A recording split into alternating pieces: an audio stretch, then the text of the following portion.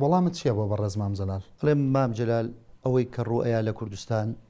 بەشێکە لەو ڕووداوانەی کە لە دەوروبەری خۆمان هەن، بەشێکە لەو حەقا کە لە لای خۆمان هەندێک ناتەواوی و نوقسانی هەیە، گەندەڵی هەیە، داخوازیەکانیان بەشێکی ڕەوایە.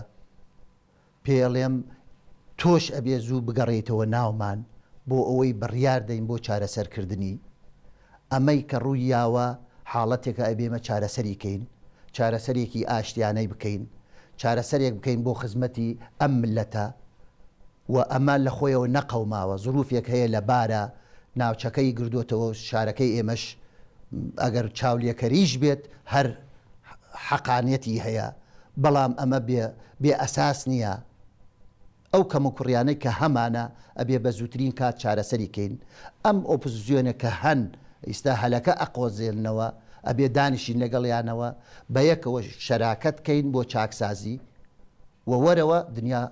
خێرە. ئەگەر کەم و کورتی هەبوو حەقێکی مەشروع نییە ئۆپۆزیسیۆن بیقۆزێتەوە بۆ ئەوەی کە ئەویش خۆی پێدەوڵەمەند بکە، حەجمی جەماهیری خۆی پێ زیاد بکات، ئەگەر کون و کەلێن زۆر بوو لە وڵاتە. هەر نوقسانیەکی ئێمە هەر مێشیەکی ئێمە ئەکە نەگامێش بۆ ئەوی استفادەی لێ خوێن شتێکی طبیعیە. بەڵام هەمووی هەر مێشەیە گامێشیش زۆر مێشی شتیایە ئەمکانە ئێمە بیکەینە مێش. ئەو عەقڵیەتیش هەیە لە دەسەڵات. هەندێک گامێشەیە یکەینە مێش، ئەو خراپە. جا ئێمە دانیشین بە واقعیانە و حەقیقیانە تەعامل لەگەڵ ئەمە بکەین. چیم لە ئەستۆیە؟ چی ئەرکێک لە ئەستۆمە و چ مافێکم هەیە؟ من لە دەسەڵات ئەبێ ئەم مافم میشە بێم دەسەڵات ئەم ئەرکیشم هەبێ. باشە ئەگەر لە ئاستی ئەرکەکانە نەبوون میلەت لە پەراوەی دیموکراسی و دەنگدان و ئەوانەیە زۆر ئێوە و پارتی تاقی کردوێتەوە و چەند ساڵە مەسەڵەن لە شاخ هەمووی دیارە مەسەڵەنەوە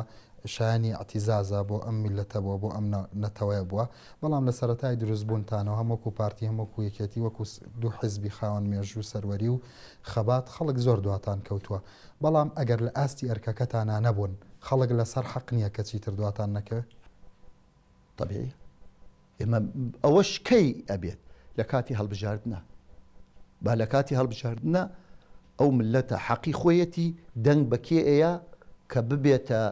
دەسەڵات بۆ خزمەتکردنی جارێکی تری خۆی.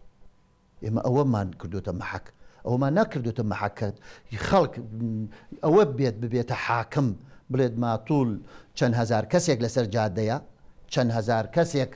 ناڕازیە، تۆ ئەبێ لە دەسەڵات نەمێنێ. من ئەڵێم با انتخاباتێکی پێشوەخت بکەم، مشکلەم نییە. منەوە بەرەو 2 ساڵە چم دەسەڵاتم گردوتە دەست، بەرنامەکەی خۆم بەشێکم جێبەجێ کردووە، بەرنامەی انتخاباتەکەم بەشێکی تری ماوە جێبەجێ بکەم. ئەگەر 4 ساڵەکە تەواوم کرد ئەوە انتخاباتە، ئەوە ساحەکەیە، ئەوە هەموو ڕێکخراوەکانی دنیاە با بێن سەرپەرشتی بکەن، با بە کۆمسیۆنێکی باڵای هەڵبژاردننی ڕێک و پێک سەرپەرشتی بکەن و پرۆسەیەک بێنی نەکایەوە. ئەگەر من دەنگم نەهێنا با لە دەسەڵات نەمێنم، شتێکی طبیعیە. ئەم ناڕەزاییەکە هەن شتێکی طبیعی و لە دنیاش ئەم ناڕەزاییە دروستە بێت. یعنی ئێمە ناکرێت هەر ناڕەزاییەک ئەوە هین بکەین بڵێندی سوڵتا باوی نەماوە، سوڵتا کەڵکی نەماوە، قەیچیە غەڵەتێک کراوە، شتێک هەیە داخوازیەکە هەیە خەڵکێتە سەرجادا، با ئێمە خۆمان لە یاسای خۆمان ئەو مافەمان داوە. وتە بە بەڕێز مام جەلال ئەڵێم لە پەیوەندیە تەلەفۆنیەکە وتت پێی ئەڵێم جگەلەوەی کە پێڵەی وەرەوە فەرمووتان پێ ئەڵێن کە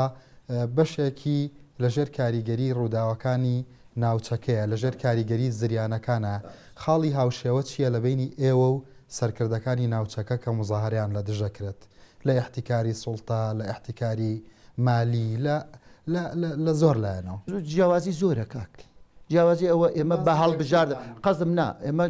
من جیاوازیەکەت بۆ باسەکەم بۆی لە یەکچوونەکەت بۆ دەرکەوێت کەوانە. من ئەڵێم ئێمە و ئەوان ئێمە بە هەڵبژاردن هاتوین، ئێمە استحقاقاتی خۆمان بە هەڵبژاردن بووە، مێژوویەکی پرسەروەریشمان هەیە کە خەباتمان کردو بۆ و خەباتە ئەم وەزعمان دروست کردو. چه هەڵبژاردنیەک کێ لە معارەزە لە ناو ئەم واقعی کە ئیستا هەیە لە ناو پەرلەمانەکەی بووە؟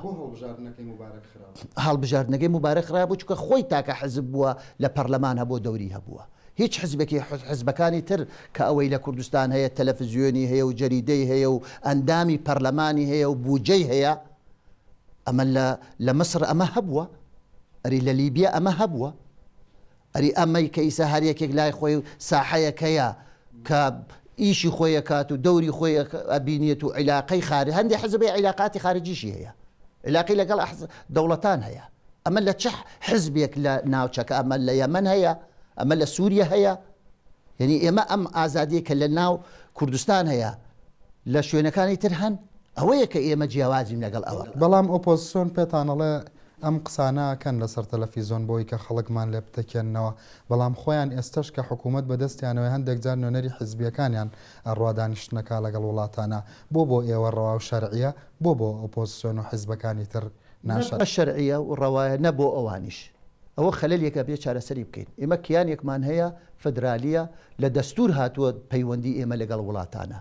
بۆ من هەیە پەیوەندی حزبی لەگەڵ حزبی شوعی سینی دروست بکەم لەگەڵ حزبە سۆسیال دیموکراتەکانی ئۆروپا دروست بکەم بەس بۆ من نییە وەکو یەکێتی پەیوەندی بە دەوڵەتانەوە بکەم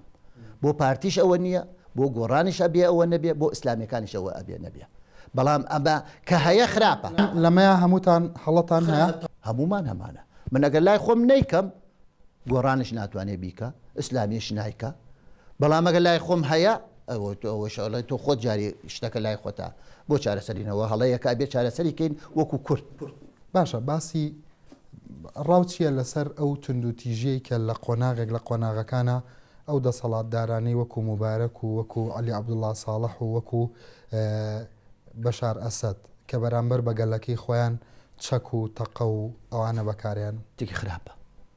ئێمە پشتیوانی لە هەموو گۆڕانکاریەکی دیموکراتی لە ناوچەکە ئەەکەین چکە ئێمە خۆمان کاتی خۆی لە عێراقەوە تومانە دیموکراتیت بۆ عێراق و مافی چارەی خۆنووسین بۆ کوردستان ئێماڵێن دیموکراتیت بۆ هەموو ناوچەکە و بۆ دنیا و مافی چارەی خۆنووسین بۆ هەموو گەلان یعنیەوە شیعارێکە ئێمە پێمان خۆشە ناوچەکەمان ناوچەیەکی دیموکراتی و ناوچەیەکی ئازادی و ناوچەیەکی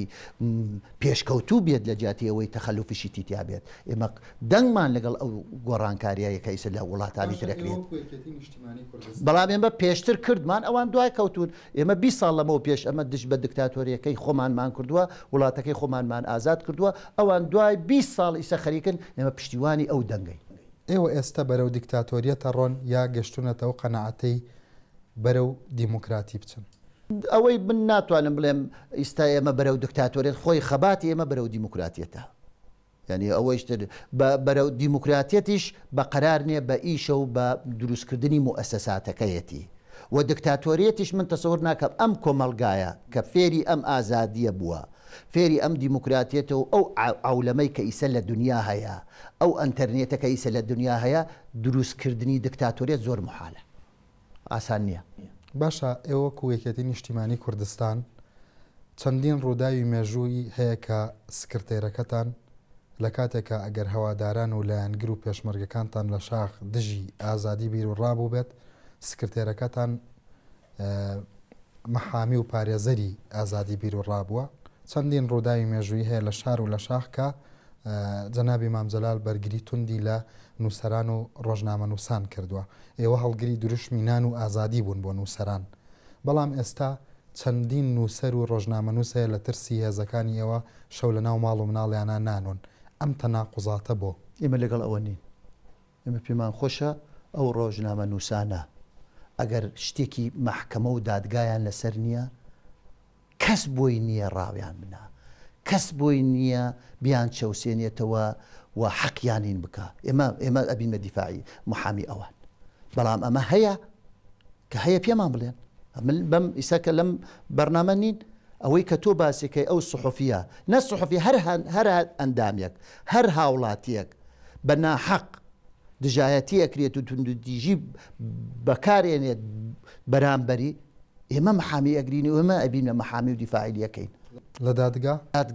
لە ئەوەی کە هەیە ئیسە تۆ ئەگەرەزانی چەند نووسەرێک وا هەیە چەند ڕۆژنامە نووسی وایە ئەگەر شتی محکەمەی لەسەر نەبێت من تەدەخل لە محکەمە ناکەم بەڵام هەندێک لەو نووسەرانە ئەڵێن یا ڕەنگە ئێستا پرسیار بکەن ئایا ئێوە ئەو دادگایەتان دروست کردووە کە سەروەر بێت و دەستێوەردانی تیانە بێت و بە فعلی بە تاوان بڵێ تاوان و بەبەری بڵێ بەراعەت بڵێ بەراعەت دادگایەکە هەیە ئێمە دروستمان کردووە یەک دادگا ئێمە لە بەرنامەی خۆمان لە بەرنامەی حکوومەت لە دروستکردنی پەرلەمان و حکوومەت و سەرۆکایەتی هەرێم دادگا سەر بەخۆیە کەس لەوەی کەس ناوێرێ بڵێ دادگا سەر بەخۆی